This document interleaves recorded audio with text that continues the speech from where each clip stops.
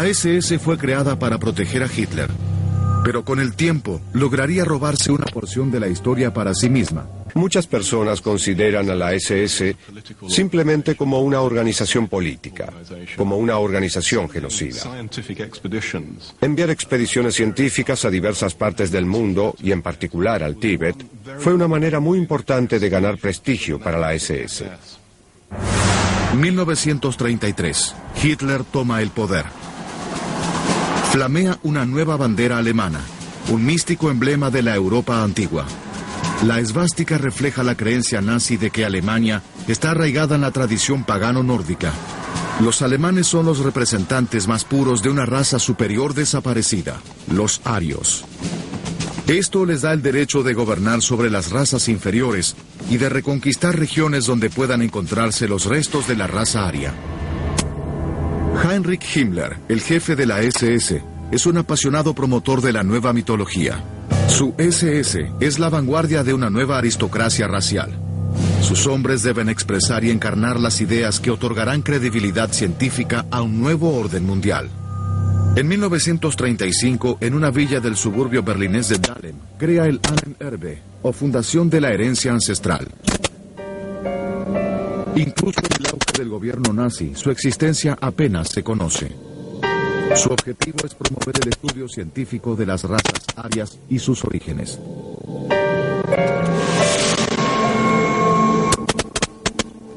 Para reforzar los lazos con el pasado germánico, Himmler crea nuevos sitios. Erige un camino de lápidas para conmemorar a los sajones ejecutados por Carlomagno. Ellos fueron las víctimas de una solución final cristiana, destinada a terminar con sus costumbres paganas. Himmler detesta profundamente el judeocristianismo. El tallo del roble alemán ha sido injertado en un cedro de Líbano, en lugar del antepasado de los alemanes. Los patriarcas judíos, Abraham, Isaac y Jacob, nos fueron impuestos.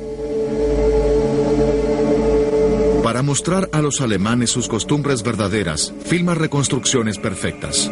El lema del Ahnenerbe es: las personas viven felices ahora y en el futuro, siempre y cuando sean conscientes de su pasado y de la grandeza de sus antepasados. Hitler puso el objetivo de que nuestra generación fuera un nuevo principio. Quiere que nosotros regresemos a la fuente de la sangre, arraigarnos otra vez en la tierra. Él busca nuevamente fuentes de la fuerza que estuvieran enterradas durante 2000 años.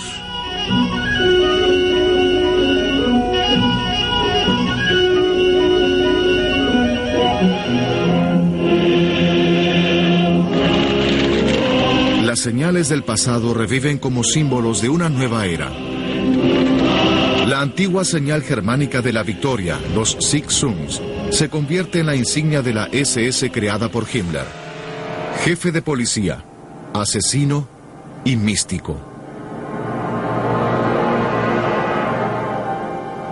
Usando mano de obra esclava de un campo de concentración, reconstruye el castillo de Wewelsburg.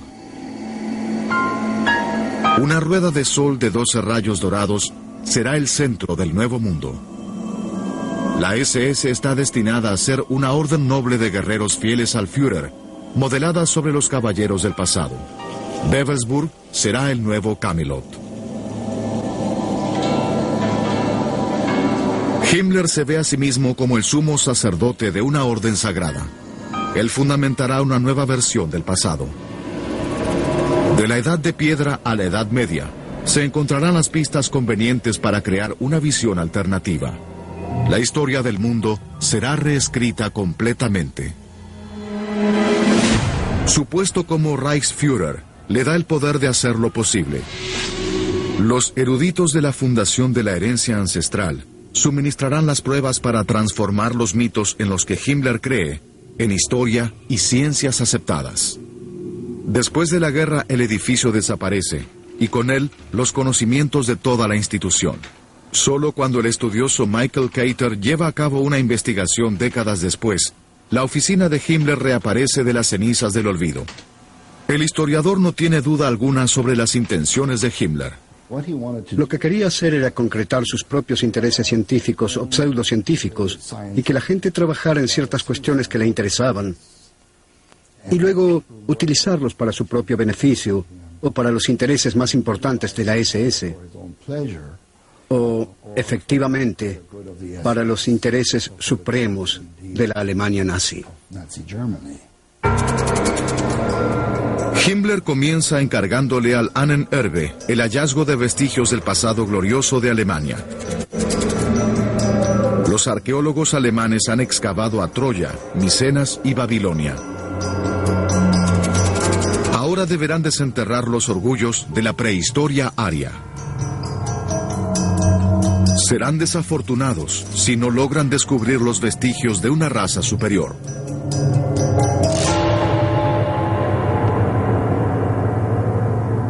Himmler hat sicherlich versucht, promoviendo el estudio de historia temprana, o prehistoria cuando se la conocía entonces, Himmler trató de legitimar su idea delirante de una raza superior dominante. Respaldó proyectos destinados a probar que los alemanes fueron pioneros en todas las áreas, en todos los niveles.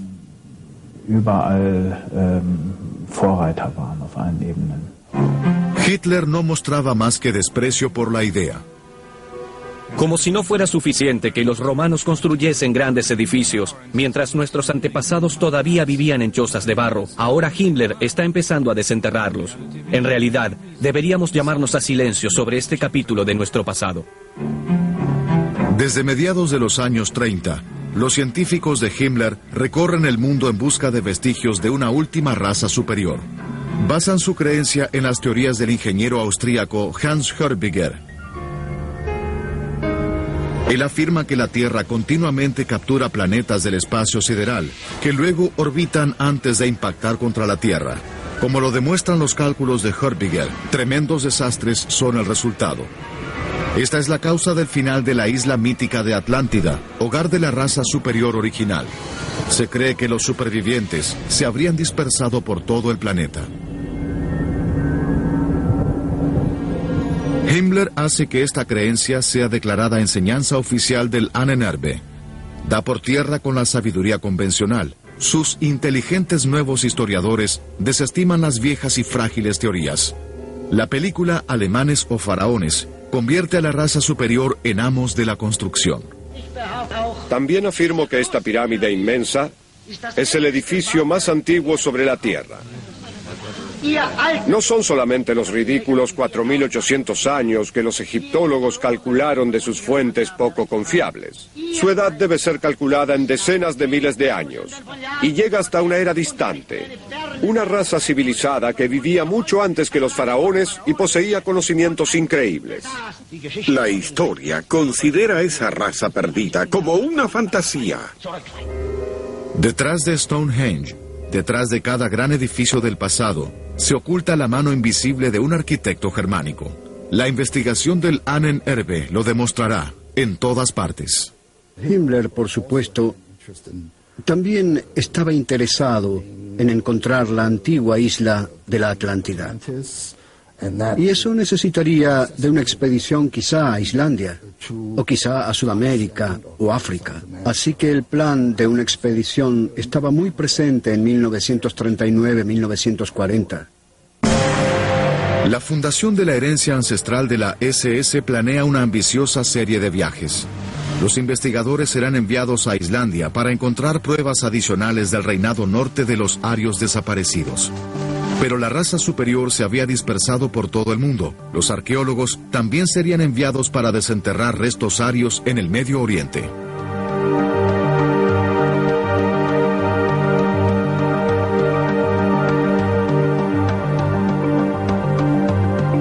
Un inmenso equipo de expertos en idiomas sería enviado para descubrir vestigios de la lengua aria en el norte de África. Una gran caravana de especialistas partiría para el Cáucaso en busca de los restantes antepasados de la raza superior en Asia.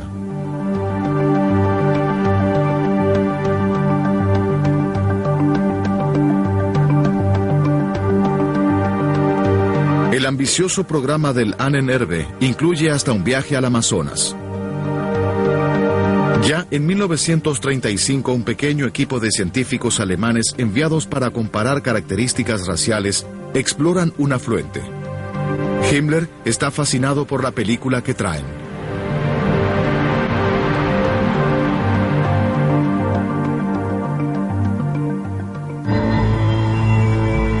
La búsqueda de los supervivientes de la Atlántida se extiende a través de Sudamérica.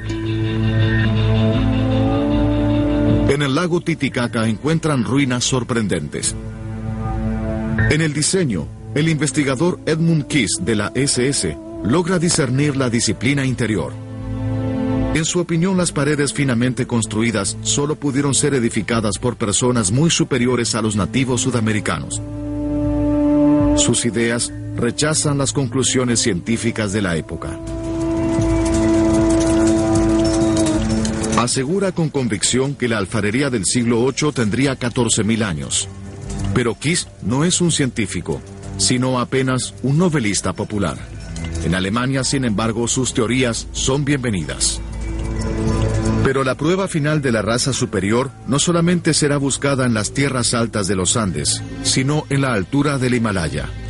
Aquí es donde, de acuerdo con el dogma de la SS, los supervivientes de la última catástrofe cósmica buscaron refugio. Esta es la verdadera cuna de la raza aria. Desde mediados del siglo XVIII, Tíbet era una nación cerrada, prohibida a extranjeros. Apenas un puñado de exploradores había regresado con relatos de viajeros exóticos. Ahora iba a convertirse en el destino de la primera expedición oficial alemana al mismísimo techo del mundo. Un equipo cuidadosamente seleccionado de científicos nazis iba a resolver el misterio final.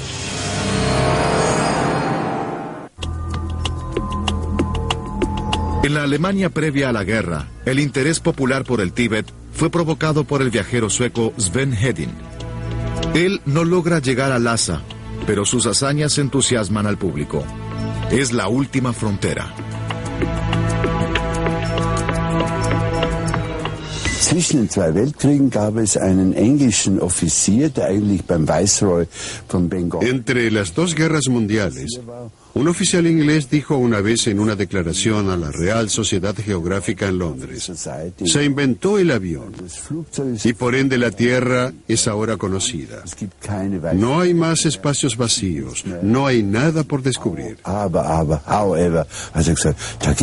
Sin embargo, dijo, queda un último misterio, y es la región sobre el techo del mundo, que está gobernada por un dios rey con cientos de miles de monjes, donde las personas pueden viajar fuera de sus cuerpos. Meditan en cuevas y abren cadáveres y se casan con muchas esposas o muchos maridos. El misterio atrae al joven y ambicioso aventurero Ernest Schaffer. Él reconoce su oportunidad de llegar al Tíbet por cortesía del Ahnenerbe, la fundación de la herencia ancestral de la SS. Él ya había estado en 2 expediciones con un explorador estadounidense llamado Brooke Dolan, donde había ingresado al Tíbet por el este, subiendo por el Yangtze y luego ingresando en el Tíbet desde esa dirección. Había comenzado a escribir sobre sus experiencias y eso lo convirtió en una pequeña celebridad. Y al convertirse en una pequeña celebridad, llamó la atención de Heinrich Himmler. Y parece haber resultado enormemente atractivo para Himmler. Era una clase de Indiana Jones alemán, si se quiere. Un aventurero valiente. Y Himmler quería reclutarlo. Quería atraerlo a la SS y sumarle prestigio a las actividades de la SS. El equipo de Schaffer parte sin permisos de acceso, apostando a que la presión política alemana logre hacerlos pasar. Los industriales financian el costo del proyecto generosamente. La cifra total alcanza 112.000 marcos del Reich, 1,5 millones de libras actuales. Parten desde Génova hacia la India, parando primero en Calcuta. Desde aquí planean viajar por el norte de la India hacia el Tíbet. En India los británicos tienen muchos motivos para ser precavidos. Las expediciones científicas alemanas ya fueron usadas como una cobertura para provocar alzamientos. Las políticas agresivas de Hitler ya amenazan con desestabilizar Europa. Chamberlain, el primer ministro británico, está tratando de evitar la catástrofe. Cuando estaba planeando su expedición, Schaffer se dio cuenta de que tenía un problema enorme. Debía cruzar la India británica para llegar al Tíbet. De modo que necesitaba el permiso británico para hacerlo.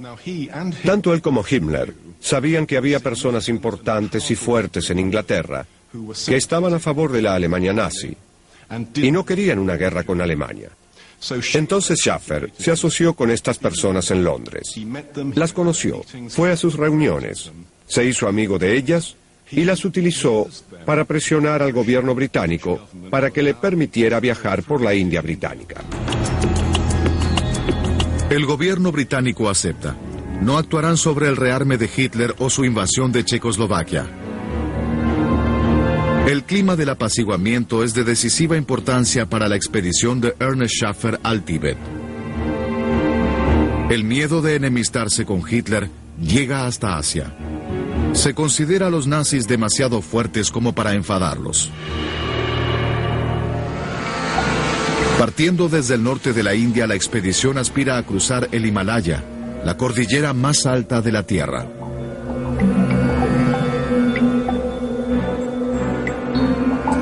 Documentarán su investigación con 60.000 fotografías.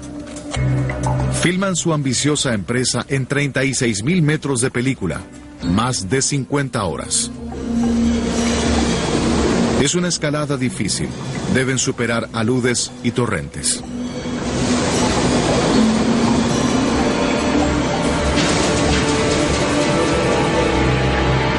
Los jóvenes oficiales de la SS son científicos a sueldo del Estado.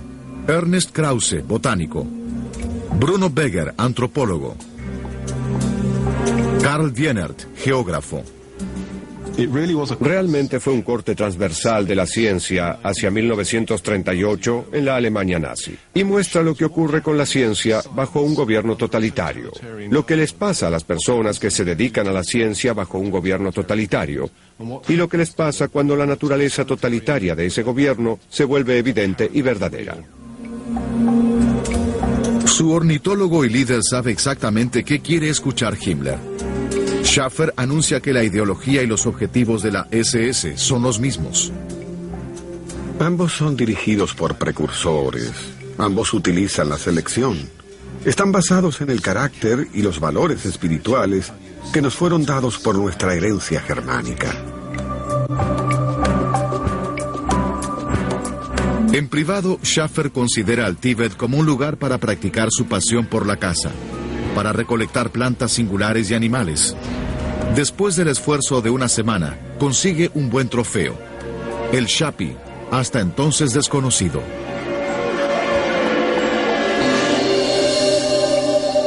También va detrás de otra criatura misteriosa. Esta es la región del Yeti, el abominable hombre de las nieves. Schaffer es el primero en sugerir que el Yeti es en realidad una especie infrecuente de osos.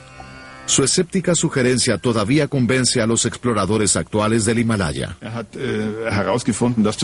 Descubrió que el oso tibetano era una especie única, que parece diferente dependiendo de cuántos años tenga, o si es macho o hembra. En aquella época los rusos y los expertos británicos afirmaban que existían tres tipos: el azul, el pequeño oso nival o el oso tibetano. Su singular explicación es definitiva y correcta. El descubrimiento de Schaffer resuelve parcialmente el misterio del Yeti. Pero el zoólogo y explorador se siente cada vez más atraído hacia los tibetanos mismos. Está fascinado por su mundo mágico. Las personas creen en monstruos violentos y demonios sanguinarios.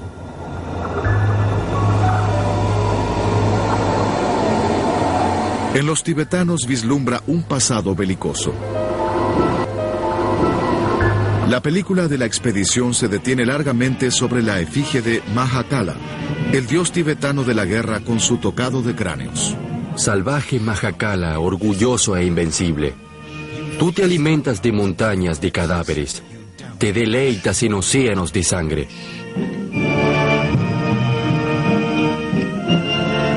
El cráneo y las tibias cruzadas son una representación del poder absoluto sobre la vida y la muerte, que pueden apreciarse sobre las gorras de la SS. Ahora la expedición debe estar a la altura de las expectativas de su patrocinador. Los 5 hombres esperan cumplir el gran sueño de llegar a Lhasa, la capital legendaria del Tíbet. Allí encontrarán a los nobles superiores y quizás ejerzan alguna influencia política o militar. En el camino, Schaffer entabló lazos de amistad con el oficial político británico Sir Basil Gould. Sin embargo, el emisario de Su Majestad, Hugh Richardson, es un enemigo declarado de la Alemania nazi en Lhasa. La razón de esto es que los británicos tenían una visión protectora del Tíbet. Lo veían como un freno, una especie de zona de protección entre el Raj británico, la joya en la corona del Imperio británico, y los poderes hacia el norte, China y Rusia. Indudablemente, no querían representantes de un país europeo fuerte en ese país. Los oficiales de la SS no habían olvidado su misión principal, recoger pruebas de las raíces comunes germano-tibetanas. Un objetivo de investigación perseguido sobre todo por el colega de Schaffer, Bruno Beger. Bruno Beger era el antropólogo de la expedición, era un miembro de la SS y estaba fascinado por la teoría de la raza, sobre cómo se pueden encontrar las diferencias entre distintas razas y sobre qué elementos determinaban, en su opinión, que una raza fuera particularmente superior o inferior. Estaba comprometido con esta ideología y quería demostrarla viajando al Tíbet. Para reclutar voluntarios para sus estudios, el hombre de la SS ofrece tratamiento médico gratis. En casa ya diseñó los criterios para la esterilización forzosa para eliminar la vida indigna. Como antropólogo, Beger, sin embargo, está interesado en sujetos vivos.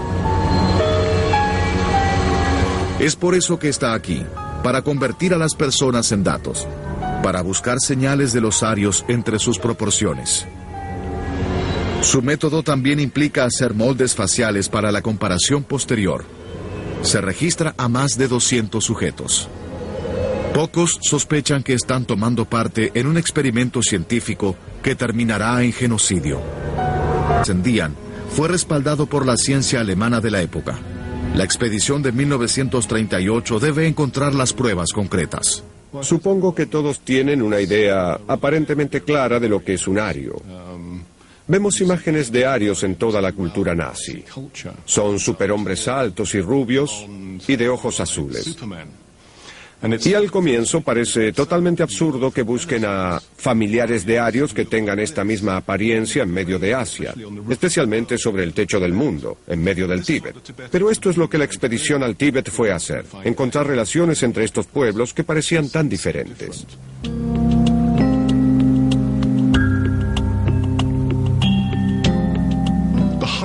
Detrás de esto, hay una teoría muy complicada que esencialmente sugiere que hace mucho existió una magnífica civilización nórdica o aria que era tan superior, tan talentosa, que fundó un imperio enorme que se extendió alrededor del mundo, de Europa a Asia y hasta Japón. Cuando este imperio se desplomó, dejó los vestigios de su presencia en estos pueblos tan distantes del mundo, incluyendo el Tíbet, especialmente entre los nobles del país. Supuestamente ellos conservaron la herencia aria en su estado más puro. Beger, el antropólogo de la expedición, está ávido por descubrir pruebas que vinculen a los arios originales. Su elaboración de moldes arriesga a toda la expedición. En su primer intento, olvida usar pajillas para respirar. La víctima tiene un ataque de pánico y se salva de morir asfixiada. Es preciso comprar el silencio con un soborno. Sin embargo, Beger logra producir una colección de cabezas tibetanas. Rostros que, según él, ocultan las características de la super raza aria. Para demostrarlo, registra los detalles anatómicos para poder compararlos con las medidas de los europeos del norte, supuestamente el más cercano de todos los descendientes de los arios. Weger usa los métodos objetivos usuales de la antropología alemana. Reduce cientos de tibetanos a cifras. Hasta clasifica la tonalidad de sus ojos y de su piel. Hacer estas mediciones era apenas el punto de partida para Bruno Weger. Luego tenía que procesar todas estas cifras que había acumulado. Al hacerlo, terminaría mezclándolas y usando el resultado para averiguar si las personas eran diferentes o similares, si estaban emparentadas o no. No es tan diferente de la genética. En realidad, la genética moderna hace casi lo mismo con varias clases de marcadores genéticos. Pero para Weger, todo se reducía a la matemática. Era la matemática de la raza superior. Por delante estaba Lhasa y sus secretos. En enero de 1939 atraviesan la puerta occidental.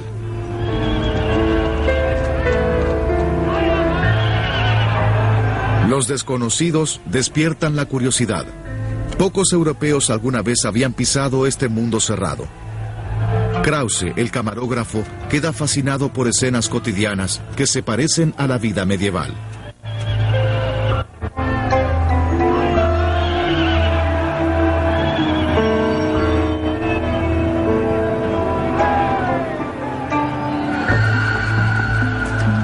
Los desconocidos se mueven dentro de la esfera del dios rey, Retin Rinpoche. Schaffer se dispone a ganar a los jefes tibetanos. Los miembros de la expedición dominan las complejas reglas de la etiqueta tibetana y descubren que tienen mucho en común. Vinimos como embajadores del conocimiento mutuo. Ya que la esvástica es también el símbolo más sagrado para nosotros los alemanes, nuestra visita es un ejemplo de la reunión de esvásticas occidentales y orientales en la amistad y la paz.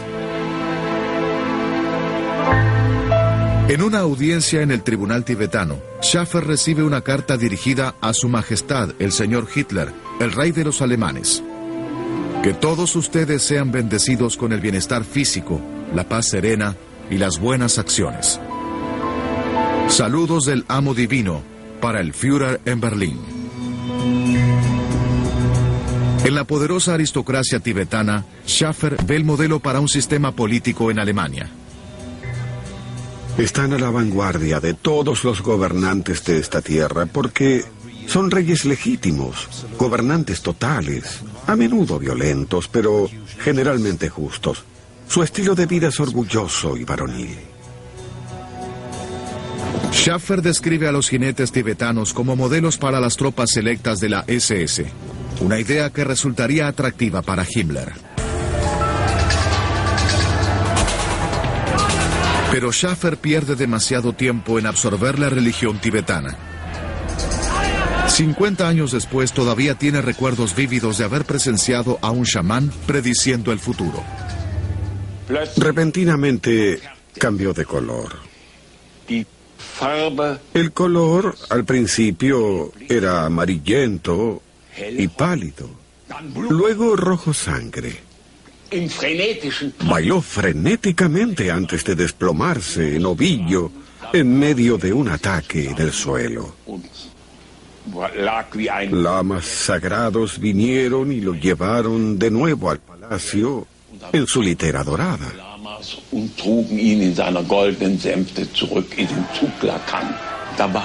Cuando le hablé estaba completamente consciente otra vez y dijo: las personas vendrán volando. Habrá una destrucción inmensa. La chispa eléctrica vendrá a Lhasa y aniquilará nuestra religión. Y cosas terribles pasarán en sus países a los ingleses y a los alemanes. En Inglaterra y en Alemania. En efecto, algo terrible sucede. En septiembre de 1939, divisiones alemanas atacan Polonia. La Segunda Guerra Mundial comienza. Himmler hace volver a sus hombres. El regreso de la expedición germano-tibetana es un triunfo. Los conocimientos que adquirieron alimentarán las teorías racistas y elitistas sostenidas por la SS. Pero la mente de Schaffer ya está de regreso en el Tíbet. Schaffer crea un plan de empezar una guerra de guerrillas contra la India británica, utilizando el ejército tibetano liderado por 30 hombres de la SS. El proyecto es apenas una excusa para regresar al Himalaya. El plan es cancelado por el ejército alemán. Himmler tiene otros planes para su Indiana Jones.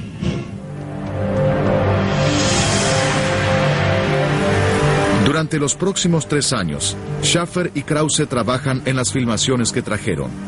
La descripción de la expedición es convertida en el Tíbet confidencial, la historia de propaganda de una nación guerrera que se dejó debilitar y corromper por la religión.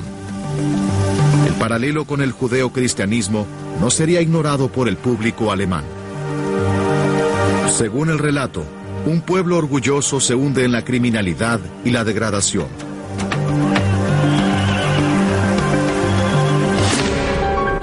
Mientras tanto, la fundación de la herencia ancestral de Himmler está ocupada en su misión más absorbente. Igual que en el Tíbet, los científicos del Ahnenerbe están buscando los rastros de las costumbres ario-germánicas. Pero esta vez los hombres de la SS están buscando en su propio umbral, en las montañas del sur del Tirol. Después de la Primera Guerra Mundial, la región con su población germano-parlante había sido habitada por Italia. Después que Mussolini se apodera del poder, los fascistas oprimen a la minoría alemana cada vez más. Los tiroleses del sur consideran a Hitler como su libertador, pero él tiene planes muy diferentes. Necesita el ejército de Mussolini, reconocerá las fronteras existentes y cambiará de lugar a sus habitantes. Hitler le encarga a Himmler que vuelva a establecer a los germanoparlantes.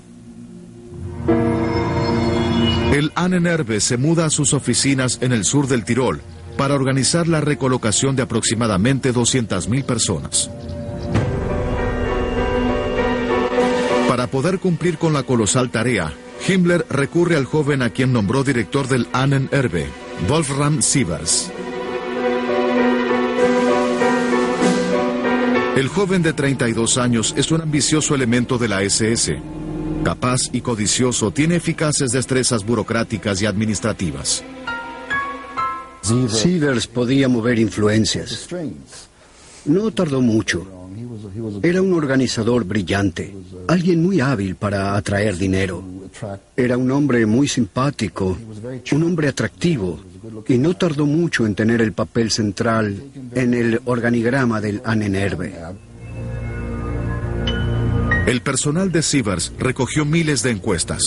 Documentaron meticulosamente la tradición íntegra del sur del Tirol. Filman más de 24 horas de película.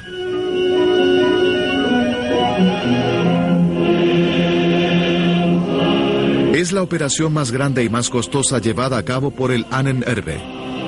La cultura conservada por la SS formará parte del bagaje de los que serán reubicados y será nuevamente desempacada cuando lleguen a su nuevo hogar. Los tanques alemanes llegan a la Unión Soviética. Los tiroleses del sur deben seguirlos. El objetivo de los nazis es crear una nación donde los miembros de la raza superior alemana reinen sobre millones de esclavos rusos. A los ojos de Himmler, los prisioneros de guerra rusos son apenas el material a explotar. Más y más caerán bajo su yugo, a medida que los alemanes sigan avanzando.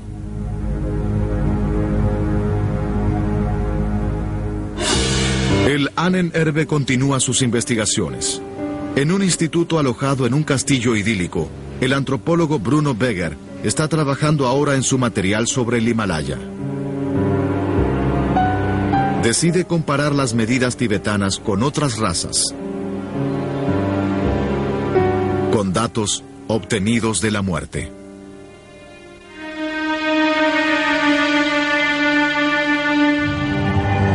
Hitler ordena a sus soldados que asesinen a los comisarios políticos judíos del Ejército Rojo de inmediato.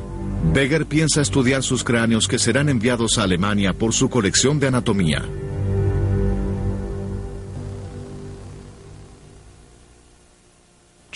Durante la guerra, Bruno Beger, que era el antropólogo de la expedición, pudo continuar su trabajo científico. Y al igual que la población asiática que había estudiado en el Tíbet, ahora sumaba personas judías a sus estudios.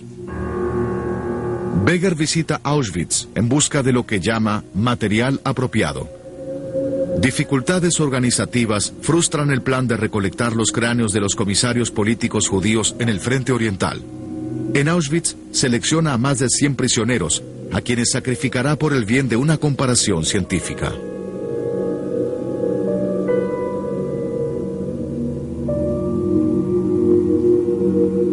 En cierto sentido, para él y para los nazis, esta gente era la antítesis de los arios que había estado buscando en el Tíbet. Al involucrarse en este proyecto, finalmente se vio involucrado en un genocidio. En el verano de 1943, el jefe de Beger, Sievers, informa lo siguiente. En total fueron procesadas 115 personas. Para el procesamiento adicional de los individuos se requiere la transferencia inmediata al campo de concentración de Natzweiler.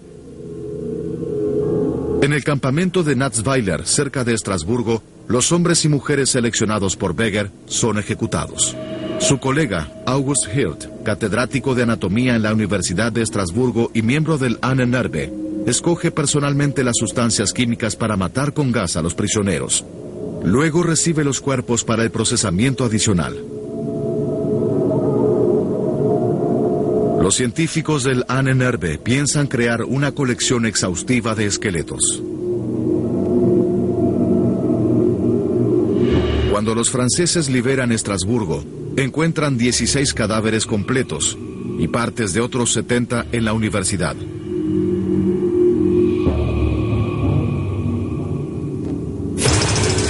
En los frentes, las tropas alemanas se están retirando.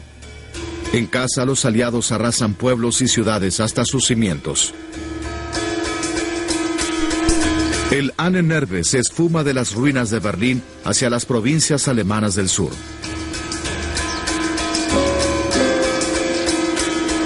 El pintoresco pueblo de Weichenfeld se convierte en la nueva base de Wolfram Sievers. El administrador del Ahnenerbe está ahora completamente involucrado en los experimentos corruptos. Colabora con pruebas que se están realizando en el campamento de concentración de Dachau, investigación científica militar aplicada para la Fuerza Aérea Alemana. Con la connivencia de Sievers, los presos se convierten en objetos de prueba descartables. Se los hace experimentar la pérdida repentina de presión en las grandes altitudes. Los médicos nazis simulan las condiciones hasta una altura de 20 kilómetros. Los experimentos causan un dolor insoportable. La mitad de los 150 fallece. El camarógrafo del Tíbet, Ernest Krause, debería filmar todo esto. Su colega Ernest Schaffer va a presenciar uno de estos experimentos, pero evita que Krause vaya. Sus motivos siguen siendo un enigma. En mayo de 1945, el Tercer Reich está definitivamente aniquilado. Las tropas aliadas llegan con planes de cazar a los criminales de guerra. Aquellos que no se rinden entran en la clandestinidad o intentan escapar. Heinrich Himmler trata de huir. Los soldados británicos lo reconocen y lo toman prisionero. Mientras lo registran, muerde una cápsula de cianuro y muere inmediatamente. Ahora la raza superior y sus políticas homicidas son acusadas de crímenes contra la humanidad. En Nuremberg se desarrolla uno de los juicios de guerra más grandes de la historia. En el banquillo, científicos e investigadores se sientan junto a los jerarcas nazis. Pero de todo el personal en la oficina del Ahnenerbe de Himmler, solamente un hombre, el director Wolfram Sievers, es acusado. La razón por la que solo se acusó a Wolfram Sievers fue que, en realidad, él era el enlace entre los delitos procesables del Ahnenerbe que eran los experimentos sobre presos y judíos en 2 campos de concentración, al menos 2, y las operaciones del Ahnenerbe. Realmente no existió nada más criminal entre las actividades del Ahnenerbe. El administrador de los experimentos fatales es atrapado por su correspondencia macabra. Marcada como secreta, está dirigida a Himmler. Testigo es su letra, ¿no? Es su firma en la parte inferior. Sí. La leeré. Luego de la muerte inducida del judío, cuya cabeza no debía estar deteriorada, el delegado separará la cabeza del cuerpo y lo enviará a su punto correcto del destino en un recipiente herméticamente sellado, especialmente producido para este propósito y lleno de un fluido conservante. Wolfram Sievers, el Tribunal Militar número 1 lo encuentra culpable de crímenes de guerra y crímenes contra la humanidad. Por sus crímenes antes mencionados, por los que fue juzgado y ahora comparece, el Tribunal Militar número 1 lo sentencia a usted, Wolfram Sievers, a morir ahorcado y que Dios se apiade de su alma. El oficial debe quitarle los auriculares al acusado.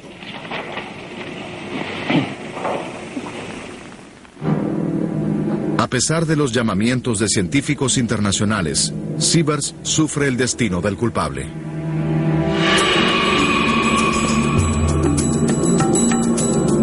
Muchos años después, un Michael Cater más joven comienza una búsqueda de los supervivientes del Ahnenerbe. Entrevista al jefe de la expedición, Ernest Schaffer. Él y yo tuvimos una muy buena conversación. E incluso cuando le planteé algunas preguntas delicadas como ¿no cree que hayan existido crímenes durante esa expedición al Tíbet? ¿No cree que 1 o 2 de sus amigos podrían haber matado a algunas personas? Él no descartó la posibilidad. Para cumplir su sueño imponente del Tíbet, Ernest Schaffer se había aliado con asesinos. Después de la guerra, pagó el precio. Su valiosa colección de artefactos tibetanos es distribuida entre varios museos. Aunque nunca fue condenado por ningún crimen, su pasado de la SS le impidió lograr la fama que ansiaba. Murió en 1992. A mediados de los años 60 comienzan los juicios de aquellos involucrados en Auschwitz. Mientras siguen las pruebas y rastrean a los autores materiales, los fiscales dan con Bruno Beger. Está viviendo tranquilamente en Frankfurt. Michael Cater va a verlo. Tiene algunas preguntas difíciles que hacerle. Se mostró absolutamente decidido al sostener que no había cometido ningún crimen. Entendía mi misión, que era escribir una tesis de doctorado y hacer la investigación para ella. Pero él no iba a aceptar ninguna de las acusaciones en el juicio de Auschwitz en Frankfurt cuando lo visité. No aceptaría ser catalogado como un asesino. No lo aceptaría.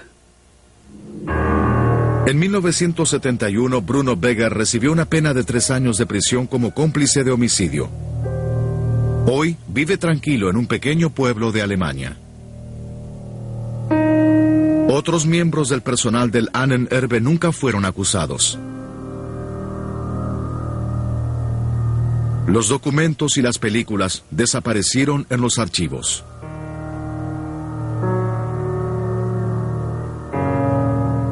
Y con ellos desapareció el recuerdo de una empresa extraordinaria.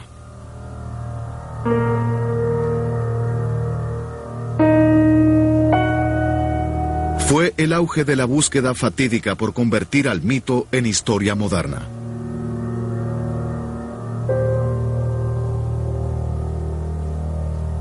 Al unirse a la SS, ¿Estaban los miembros del Ahnenerbe demostrando su adhesión a las ideas nazis de la pureza racial? ¿O eran simplemente hombres ambiciosos que querían conseguir un atajo al éxito en sus campos? Después de la guerra dijeron ser científicos. Nada más. Pero una defensa técnica jamás podrá eximirlos de su eterna culpabilidad moral.